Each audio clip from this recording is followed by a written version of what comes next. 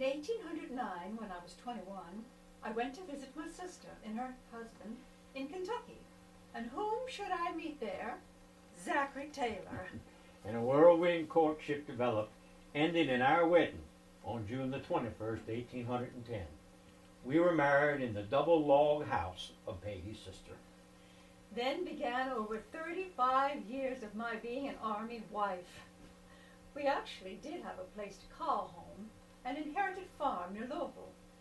But mostly I traveled with Zachary wherever the Army would send him. The history of the early years of our marriage seemed to be giving birth on my part and new posts on Zachary's part. 1811, our first child, Anne, was born. 1811, I was sent to Fort Knox in Indiana Territory. 1812, Fort Harrison on the Wabash River. 1814, Fort Johnson in Illinois Territory. 1814, Sarah Knox was born. Zachary also left the Army after the War of 1812 and spent a year farming in Kentucky. 1816, Octavia was born. 1816, I was sent to Fort Howard in Green Bay, Wisconsin. 1819, Margaret was born. 1819, I was promoted to Lieutenant Colonel. That was when Army business took Zachary into Louisiana, and I took the opportunity to visit my sister at Bayou Sara. Living or visiting this swampy area was a risk because of recurrent outbreaks of malaria. And while we were there, such an outbreak did occur.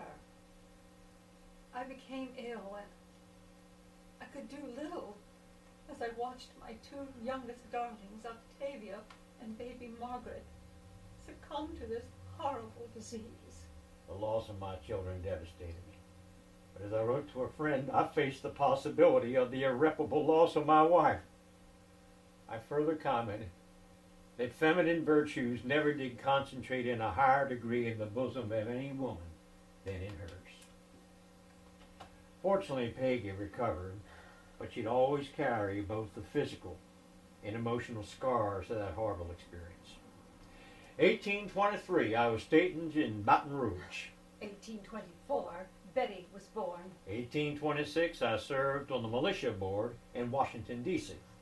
1826, our last child, Dick, was born. 1828, saw me at Fort Snelling in Minneapolis, Minnesota. 1829, Fort Crawford, Wisconsin. 1832, I was promoted to colonel. Now, it was about this time that some real stability occurred in our lives. I had purchased some land and started a rather large plantation in Louisiana. Plus, I was stationed for an unusually long time at Fort Crawford once again. Maybe our gypsy lives were over. I know it was not easy on my wife. You know, I once wrote my brother, Peggy says she's very lonesome, and is in hopes you will be as good as your word in paying us the visit you promised. And if you come, you must bring her some cotton for knitting. Everywhere we went, I always did two things. One was to make a home for my husband and our children. And two was to make sure there was always a place for religious services to be held. I was a devout Episcopalian and felt very strongly about religion. Fortunately, as much as I traveled with Zachary, all of our children were born at home in Louisville, except for our second child, our daughter, Sarah Knox.